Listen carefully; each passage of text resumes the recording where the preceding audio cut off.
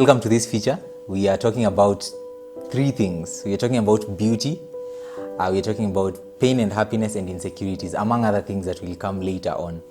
So I really hope you enjoy. I'm not going to elaborate much on what we are talking about, but I really hope you enjoy. Leave your comment, leave your feedback. Tell us what we need to improve. Tell us who we should reach out to, and we sure will. And then we'll have a good time. So asanteni sana. I hope you enjoy.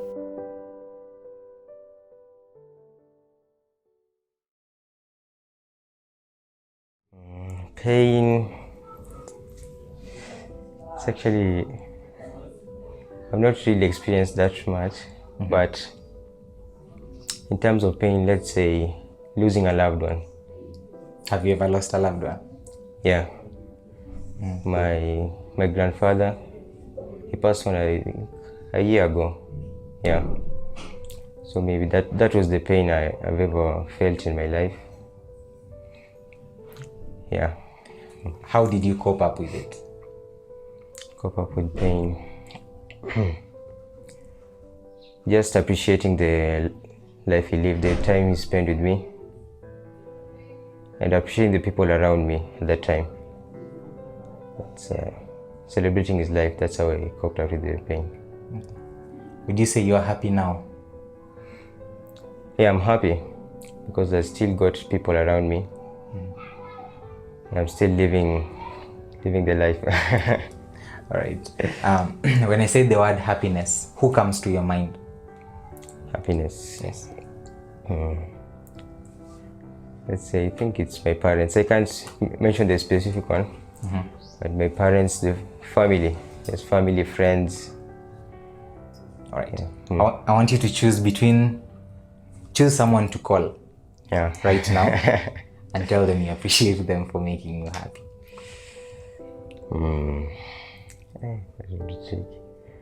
I'll choose to call a girl called Marion. Okay. Yeah, she's... I want you to call her now. Now? Yes.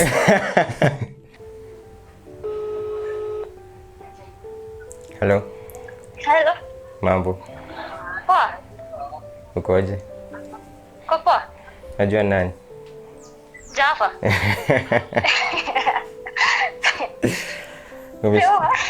Niambie lakini. Sema. Mtoto umenipigia uniambia umeniona.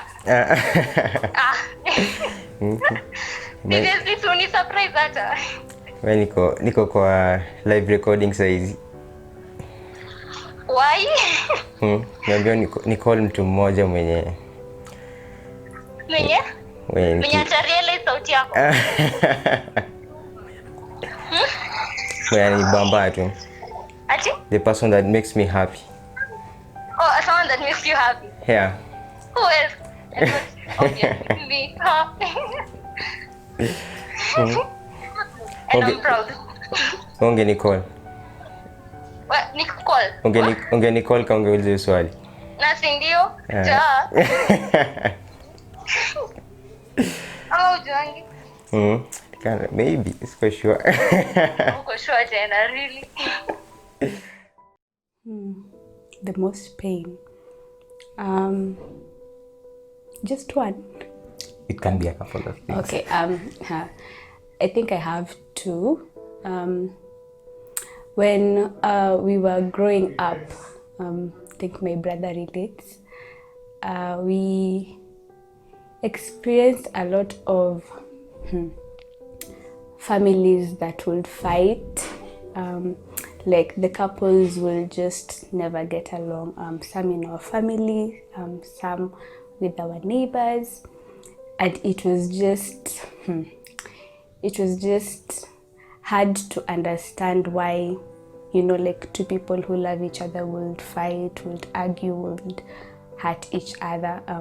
I think for me it was so hard because I think I had a part of myself saying that if that is what relationships and marriage look like, that I would not want to have someone in my life. So I think there's that, and there's also a few years ago when I was in campus, I used to stay outside the school, so we usually had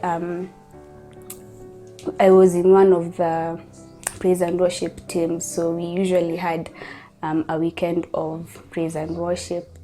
So since I stay in Eldoret, I decided to let my friends stay at my place and I will go home. So yeah, and unfortunately, on that night that my friends came to stay over and I was at home, my house was attacked by guys, and some of my friends who were staying there were sexually molested. So I was totally affected with that, and I remember just going to a season of depression because I could not understand like why such good people who traveled all the way to come and worship, to come and praise God, would go through such torment. Yeah, so I think I have those two. Yeah. How did you deal with especially the latter? The latter, depression. I want to say I thank God for friends, for like those really, really good friends, those friends who do not wakisikia uko na shida, they don't leave you alone. They are constantly calling, they are constantly checking up. I needed people to vent out to, because honestly I could not understand. And Mangi, you know, I love God and I love ministry and I love praise and worship, but in that moment I was so angry at God because I could not just understand why God could let that happen to people. So I think I just needed people to vent out to just cry out to, and also just to, even the moments that I have to just shout at God, to just cry out to God, to just blame God. Even in those moments, I think it really, really helped. And still, even in those moments, it's interesting to know that God was still faithful, God was still there. Yeah, and it has been a journey. I didn't deal with it just like that. It took time, it took effort, it just took a lot. Yes. Are you happy now? Yes. Am I happy or am I at peace with what happened? Are you happy? I am. Are you at peace? Yes. Right. Yes. So when I say the words pain and happiness, who comes to your mind? Oh, hey, oh, pain. Oh.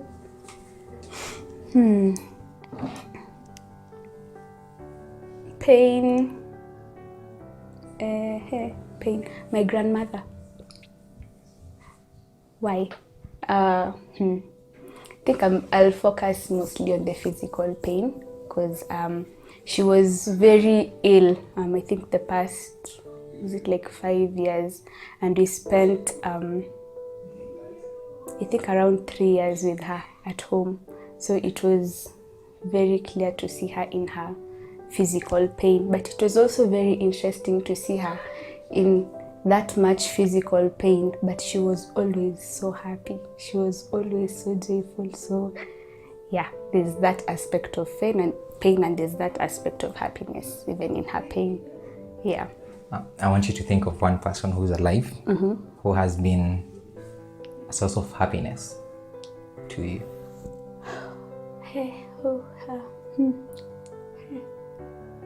Just one. It can't be two.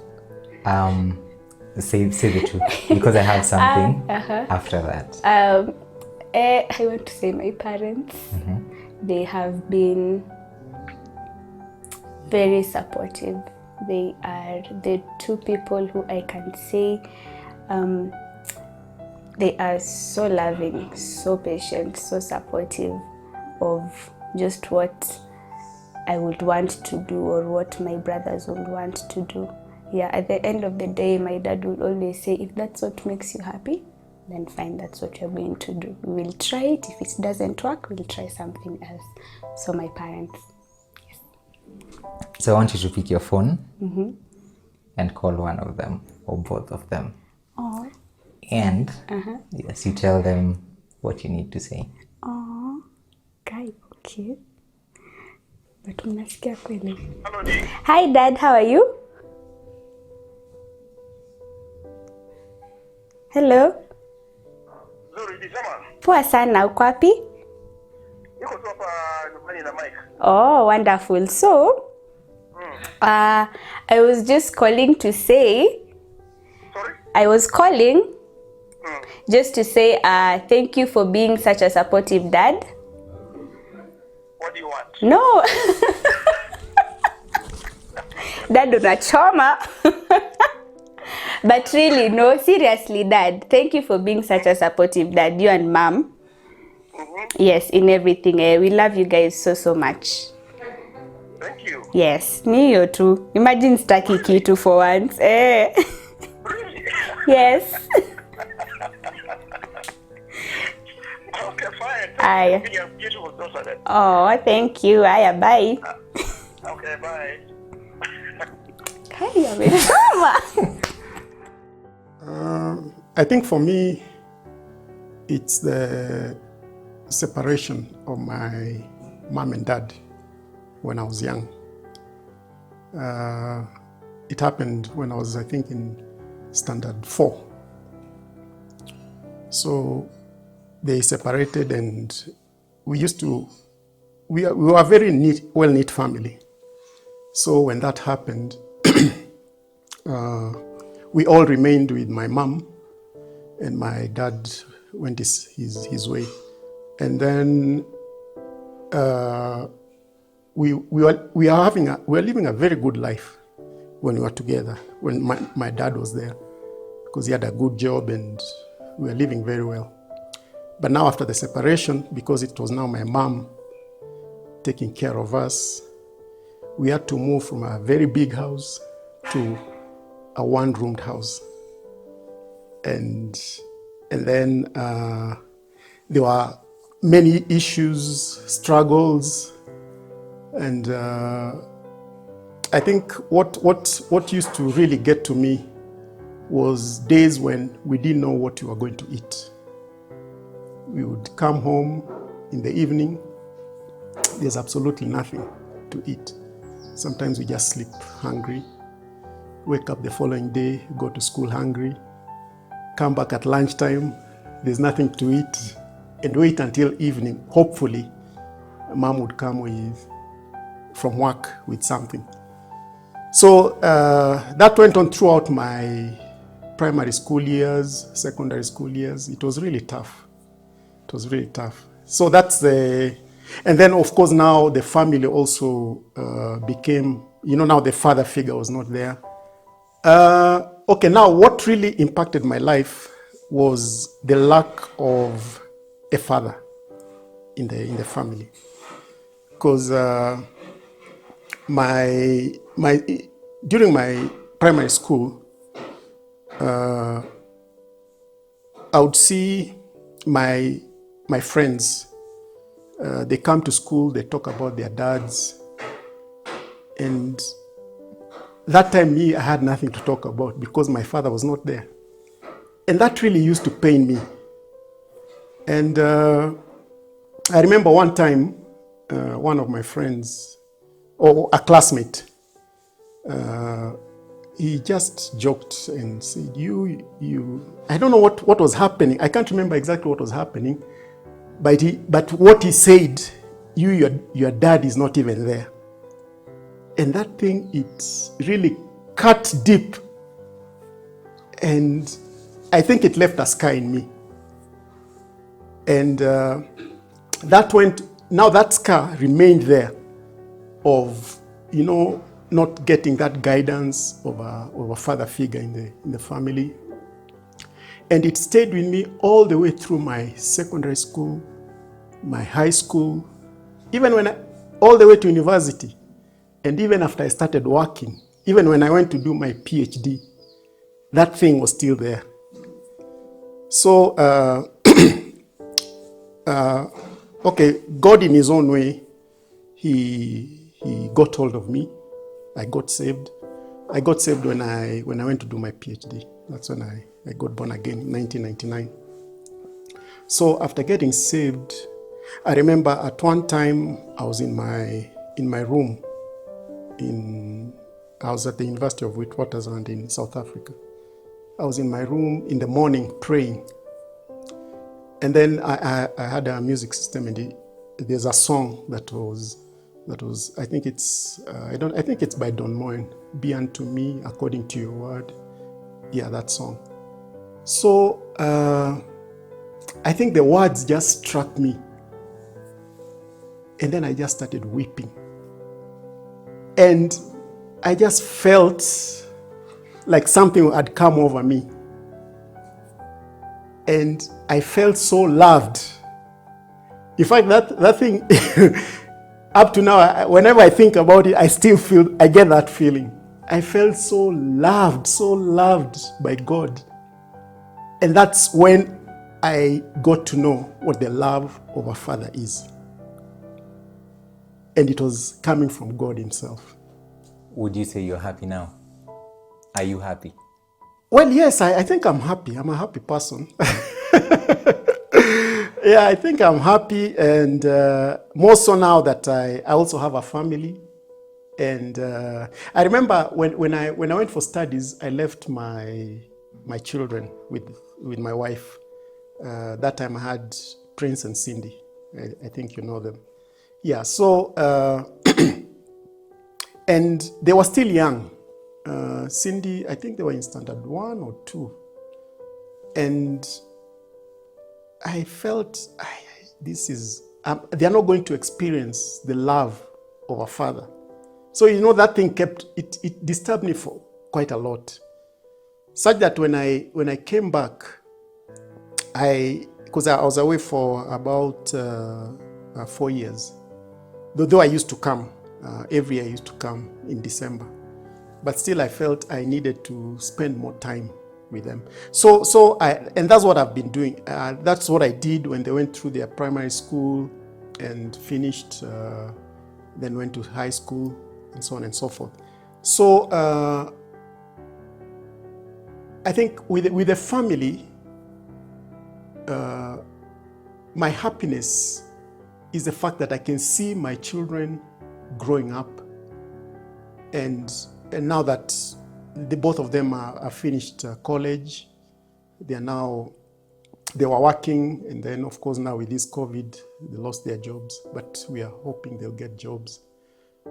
So I've seen them grow, and I try to give them all the support and whatever I can together with my wife to just give them that sense of, they have a father, they have parents who can take care of them.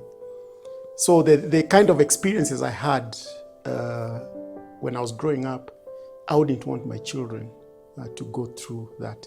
But yes, I'm happy. With the family around me, I'm happy. Yeah. Right. When I mentioned the words pain and happiness, and especially happiness, who comes to your mind? Who?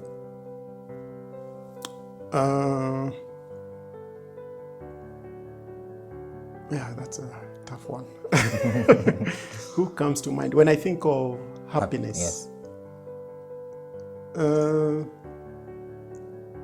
I think getting to the point where my wife and I